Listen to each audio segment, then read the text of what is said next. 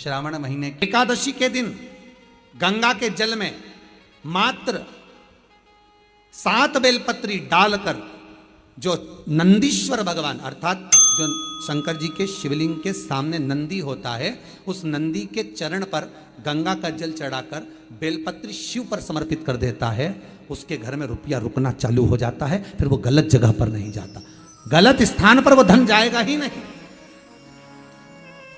बेटा अगर व्यसन में पड़ा हुआ है, मदिरापान में पड़ा हुआ है, मांसाहार में, जुए आदि में जा रहा है, तुम्हें लग रहा है कि मेरा बेटा गलत मार्ग पर जा रहा है, ये मित्र दोस्ती गलत हो रही है, वो सही जगह पर आ जाए।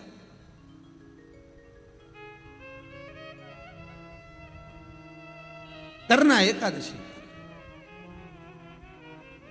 कई लोग इसको धन के लिए भी करते हैं, संपदा के लिए। संपदा के लिए अर्थात जिसका व्यापार नहीं चलता, जिसके घर में पैसा नहीं आता, या नौकरी नहीं लग रही, या सर्विस नहीं लग रही, आप अप्लाई कर रहे हो, जगह जगह जाकर इंटरव्यू भी दे रहे हो और पैसा नहीं आता, तो उसके लिए भी प्रयास किया जाता है। पर उसके लिए यहाँ पर जो धन के लिए करते हैं, उसके लिए विष्णुपदी के लिए करते हैं। मतलब जैसे गंगा के जल में तुलसी के 11 पत्ते डाले जाते हैं। कितने पत्ते डालते हैं? 11 तुलसी के पत्ते डालते हैं, और उसको किसी भी नारायण के मंदिर में, राम कृष्ण शिव शंकर नहीं, राम कृष्ण भगवान विष्णु दत्त आदि जितने नारायण के मंदिर हैं, उस मंदिर में किसी भी पात्र में, एक छोटे से पात्र में उसको भरकर रखी आते हैं महाराज। उससे भी जॉब सर्विस नौकरी में सफलता प्राप्त हो जाती है, परंतु वो भी एकादशी को ही होता है। कुछ देर तक पात्र को रखा जाता है, फिर वही पात्र का जल किसी भी वृक्ष के नीचे डाल दिया जाता है, उससे भी नौकरी के लिए फायदा मिलता है। गंगा का जल कोई साधारण नहीं। भागीरथ बाबा तब साधना में लगे तो उनका हृदय चित्त वृत्ति मन बाबा में लगे। देवराज ने मन लगाया नहीं, और नहीं लगाया, इसके बाद भी बाबा की करुणा देखिए कितनी हुई कि मरा, प्राण छूटे तो शिवधाम मिल गया। और उसके बाद भी बाबा की कितनी कृपा कि शिवधाम में भी जाने के बाद भगवान शंकर की सेवा में तल्लीन। शिव महापुराण की कथा कहती है, एक बिंदुक नाम का ब्राह्मण था जिसकी धर्मपत्नी का नाम चंचुला देवी था।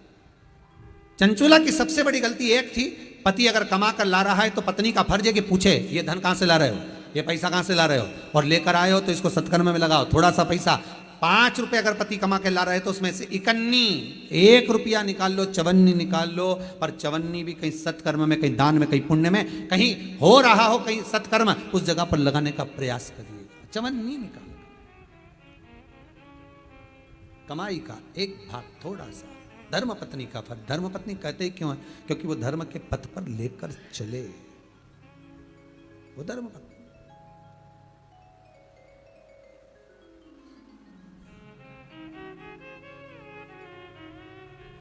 पैसा धन ज्यादा आने लगे तो पत्नी को कहना चाहिए कि देखो थोड़ा बहुत मेरा मन है, शिव महापुराण की कथा हो जाए, या फिर कहीं सत्कर्म में लग जाए, कहीं ब्राह्मण भोज, साधु भोज, सन्यासी भोज, गुरु जन में, संत जन में, साधु जन में, तपस्वी जन में कहीं लग जाए। ये धर्मपत्नी, जहां धर्म जुड़ा हुआ हो वो धर्म। महाराज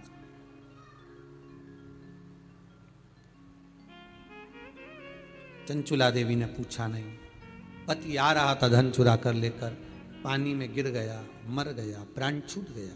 पहले भी शिव पुराण में कहा 3 तरह से मरे हुए व्यक्ति की गति नहीं है, उसको मोक्ष नहीं है। पहला पानी में डूब कर मरा हुआ, दूसरा सर्प के डसे से मरा हुआ, तीसरा स्त्री के हाथ से, नारी के हाथ से मरा हुआ व्यक्ति, इसकी गति नहीं है, मोक्ष नहीं है इसकी।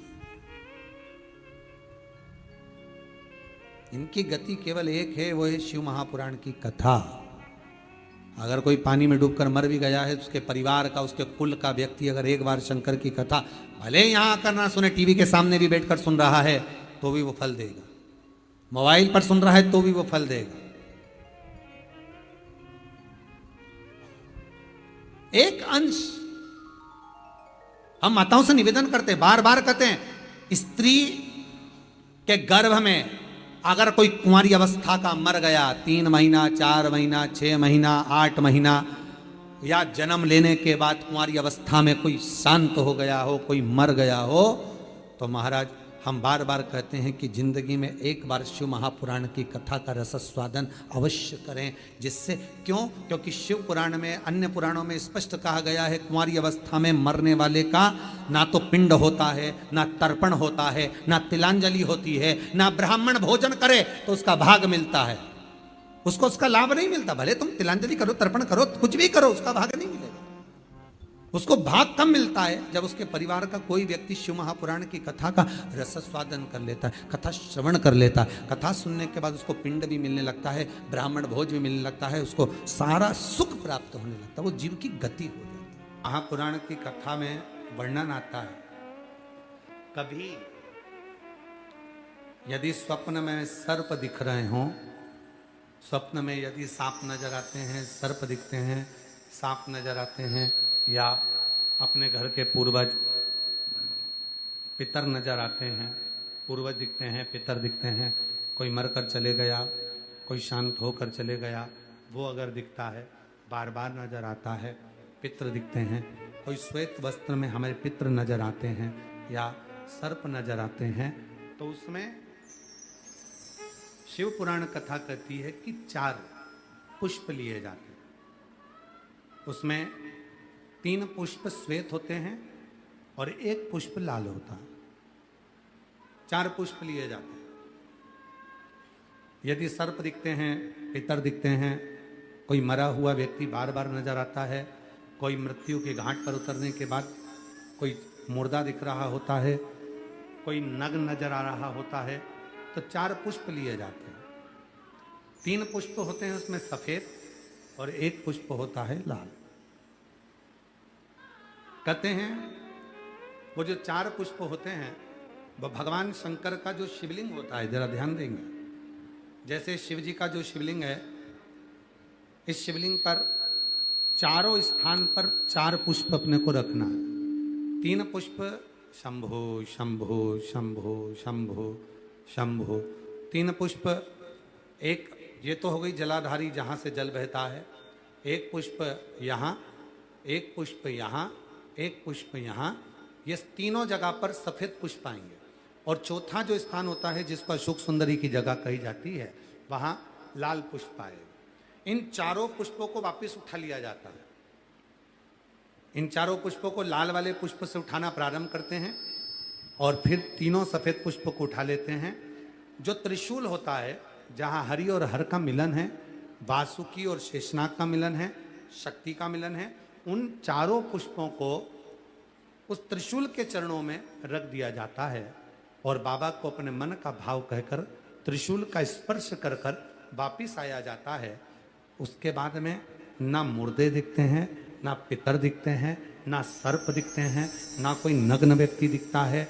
उसमें स्वप्न में अपने को ये सब कुछ दिखना बंद हो जाता है। सब, ना कभी पितर दिखेंगे, ना कभी मुर्दे दिखेंगे, और ना कभी कोई श्वेत वस्त्र में नजर, कोई नहीं। क्यों? क्योंकि हरि और हर के मिलन का बिंदु है त्रिशूल। ये हरि और हर के मिलन का बिंदु है त्रिशूल। नीचे उसका जो डंडा, नीचे जो डंडा है वो शक्ति है, आदि शक्ति जगजननी जगदम्बा का एक प्रतिबिंब स्वरूप है, और ऊपर जो दोनों आकृतियां दिखती हैं वो सर्प का स्वरूप है, और बीच में हरि और हर के मिलन। सबसे पहला नियम एकादशी व्रत का, सबसे पहला नियम है कि आप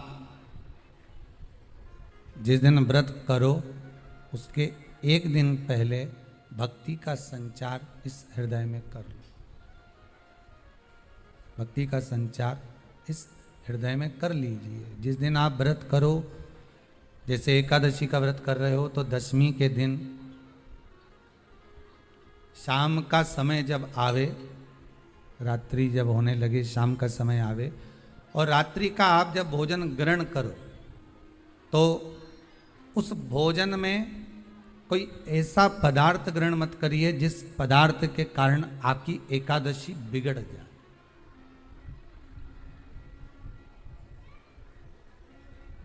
कोई बेकार भोजन हमें ग्रहण नहीं करना।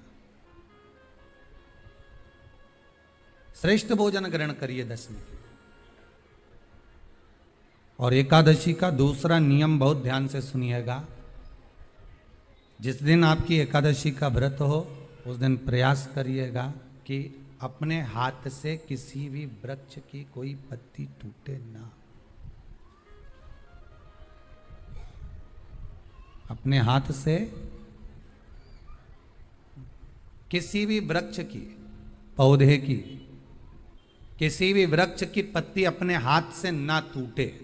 बहुत ध्यान दीजिएगा महाराज। एकादशी का ये दूसरा नियम है कि अपने हाथ से किसी पौधे की, किसी वृक्ष की, किसी डाली की कोई पत्ती टूटे ना, कोई पत्ती ना टूटे, इसका प्रयास करिए।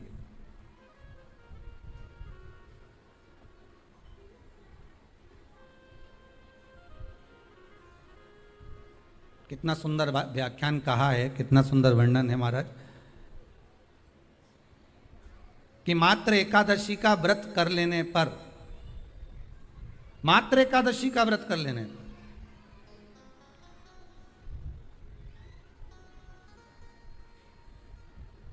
जो पूर्व में किया गया हमारा पाप कर्म है, हमने किसी जीव की हत्या करी है, हमने किसी को कष्ट प्रदान करा है, हमने किसी को अपशब्द कहा है, हमने किसी को ताने दिए, हमने किसी को आड़ा टेढ़ा कहा है, हमने किसी को गालियां दे दी है, मात्र एकादशी का व्रत ही कर लेने पर ये सारे जो दोष हैं वो समाप्त हो जाते हैं।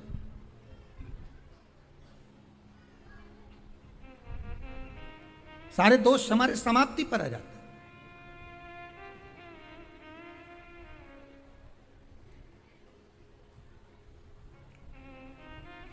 अब एक विचार करिएगा थोड़ा सा अपने मन में, अपने चित्त में, अपनी वृत्ति में एक बात उतारिएगा। एक अपने मन में एक बात को उतार कर रखिएगा कि आप अपने पाप को, अपने पाप कर्म को जिस दिन छिन्न करने वाले हो, समाप्त करने वाले हो, अपने पाप को आप जिस दिन समाप्ति पर लेकर जा रहे हो, तो उसके एक दिन पहले आपको प्रसन्नता होना चाहिए कि नहीं होना चाहिए कि कल मेरा पाप कटने वाला है, कल मेरा पाप समाप्त होने वाला है। जो मैंने पाप कर्म करा है वो समाप्त होगा, जो मैंने पाप कर्म करा है वो कल समाप्त हो जाएगा। तो एक दिन पहले आपके चेहरे पर प्रसन्नता हो कि ना हो?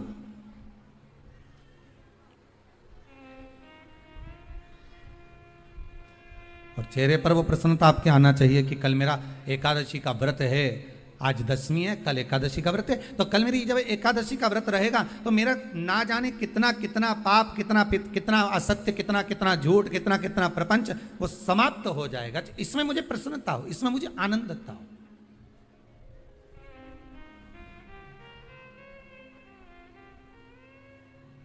तो क्या कहा गया कि प्रयास करिएगा कि एकादशी के दिन कोई वृक्ष की, कोई डाली की, कोई कोपल की कोई पत्ती ना तोड़ी जाए। क्यों?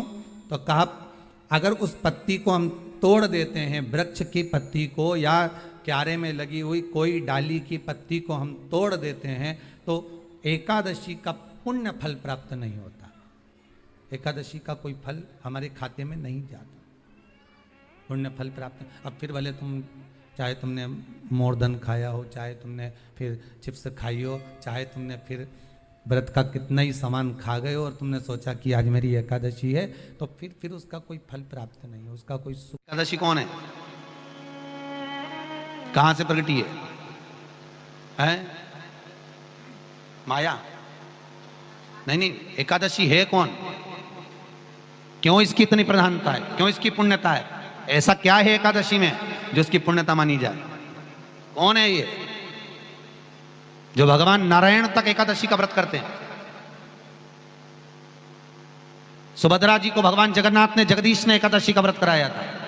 बद्रीनारायण भगवान को माता लक्ष्मी ने एकादशी का व्रत कराया था। क्यों?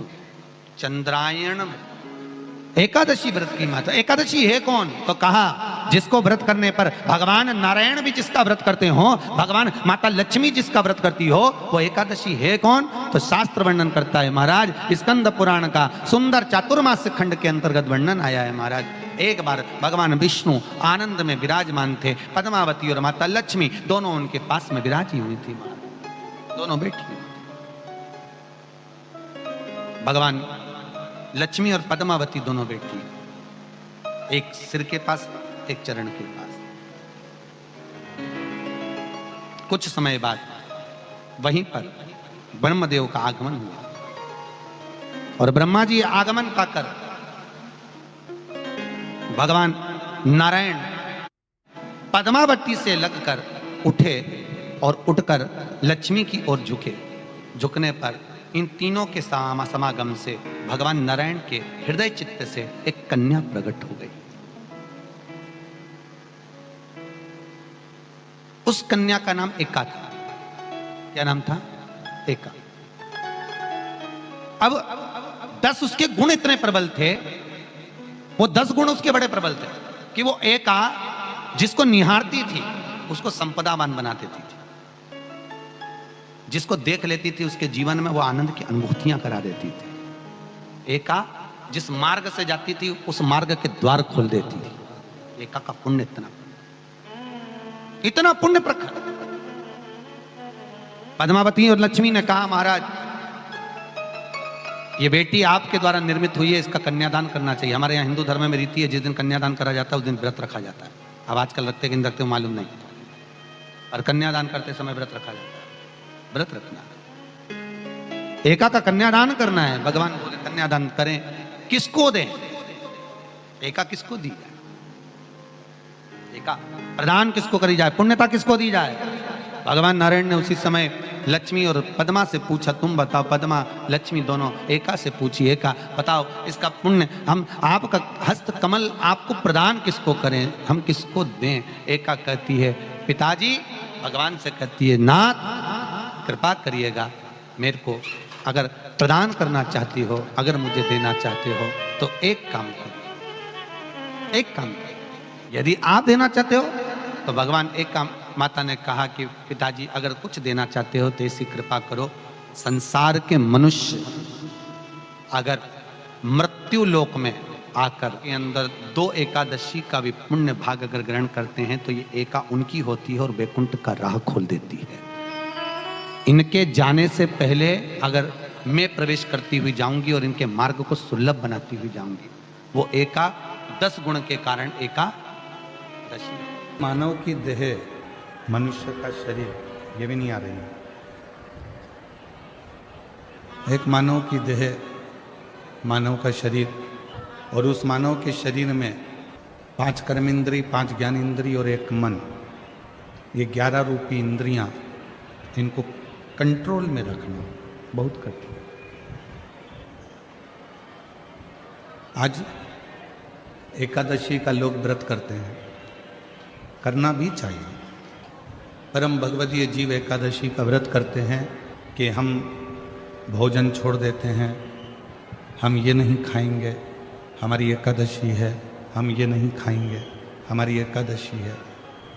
पर शिव महापुराण की कथा कहती है कि एकादशी सफल कब होती है? जब आपकी 5 कर्मेंद्री, 5 ज्ञानेंद्री और 1 मन ये आपके कंट्रोल में हो, तो समझ लो कि एकादशी पूर्ण हो गई और एकादशी का फल आपको प्राप्त हो गया।